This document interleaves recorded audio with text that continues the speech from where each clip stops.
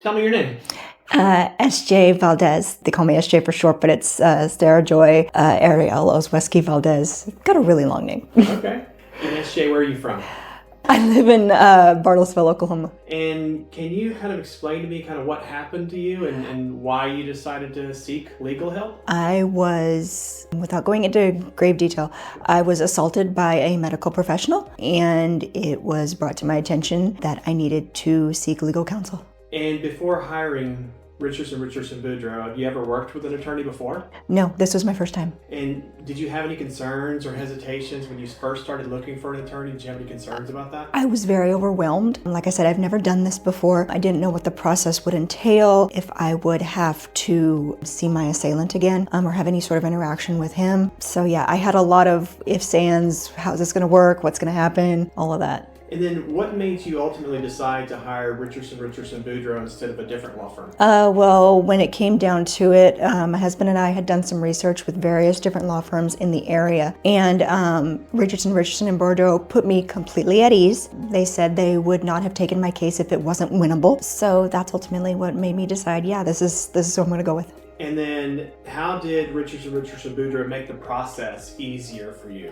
Well, everybody is so kind and so sincere and genuine, which I really did appreciate. Everybody from the front desk receptionist to Miss Sheila to Mr. Paul, who was my first attorney, and we got Mr. Chuck. But then when I met Mr. Chuck, he's like, I got this, don't worry. And he was just so, I don't even know what the word is, but he put me completely at ease. I was shaking walking into mediation, and within 20 minutes of talking to him, I was fine. Can you describe how Richardson Richardson Boudreaux kept you informed and involved in your case throughout the process? I had so many questions and concerns that even if I couldn't talk to Mr. Paul during the process, I was able to talk to Miss Sheila. She answered every question, like explained it in words I could understand. I mean, I've watched a lot of Boston legal, so I'm kind of familiar with legalese, but all that legalese went right over my head. But I was able to ask Miss Sheila, okay, what does this mean? When Mr. Paul says this, what's he talking about? And she was able to put it in words I understand. So there was never like a lapse in time to where I didn't know what was going on. Miss Sheila walked me through, okay, this is step one. Once we completed step one, okay, now we're moving on to step two. This is how long we expect it to take. If there were any delays in the process, she would always tell me within a day or two. So I was always kept up to date as to how my case was going. Were there any specific moments that you felt particularly grateful that Richardson Richardson Boudreaux was on your side? Even when the day of mediation came in, I sat down with Mr. Chuck for the first time, and he's like, I've litigated X amount of cases, and a case like yours, this is what I can probably get you. And when he exceeded that amount, I was like, okay, I made the right decision, first of all. Second of all, I was impressed by the fact that mediation was done virtually. The mediator, I think his name was Daniel, he was so kind and so empathetic. He put me completely at ease. I didn't have to rehash my entire story for him like I did for Mr. Paul, or even when I met Mr. Chuck, I had to go through the whole rigmarole again. I didn't have to do that in mediation with Daniel, and it really helped that I didn't have to, I guess, relive the trauma. I didn't have to see my assailant, didn't have to do any of that. So just knowing that everything was separate, everything was going to be handled, and I didn't have to, once we got to this point where we are today, where it's done, it's over, I don't have to walk around looking over my shoulder.